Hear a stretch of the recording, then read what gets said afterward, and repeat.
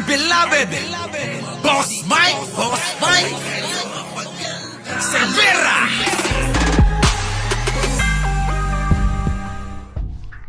Hindi nakaligtas si Senator Raffy Tulfo sa banat ni Cavite 4th District Representative Francis Kiko Barzaga matapos magpanukala ang senador ng lifestyle check sa mga opisyal ng gobyerno.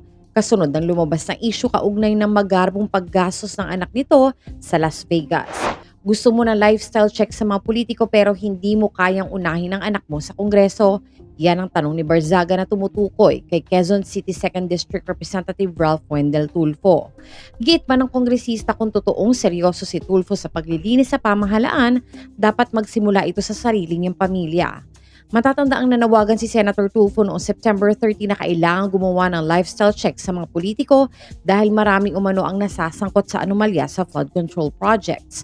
Ngunit ilang araw bago ito, binunyag ng political vlogger na si Maharlik ang umano'y paggastos ni Representative Tulfo ng 6.6 million pesos sa 2 gabi lamang sa Las Vegas noong December 2024. Kalaki pa ang mga videos at resibo ng mga binayaran sa party, kabilang na ang alak na umabot sa higit $114,000.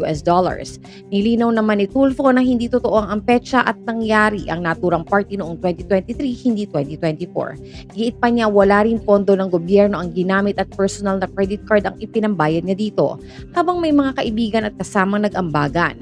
Sa panahong mahigpit ang pagbabantay ng publiko sa paggamit ng kanilang buwis, nais ko lamang pong linawin na ito ay isang personal trip at wala po kaming ginamit na pondo ng gobyerno at pera ng taong bayan.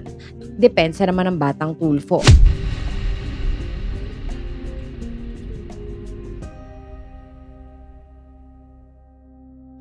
Hindi na itinanggi ni Quezon City 2nd District Representative Ralph Tulfo na siya ang nasa isang viral video na unang inilabas ng Boljak TV.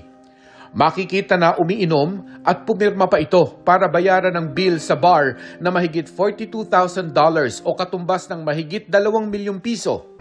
Sabi sa post, kuha ito sa Las Vegas sa Amerika.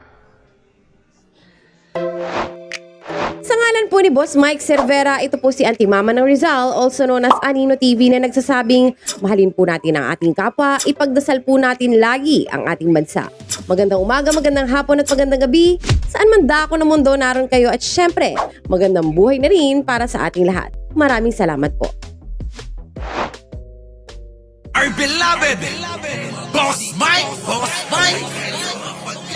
Cervera.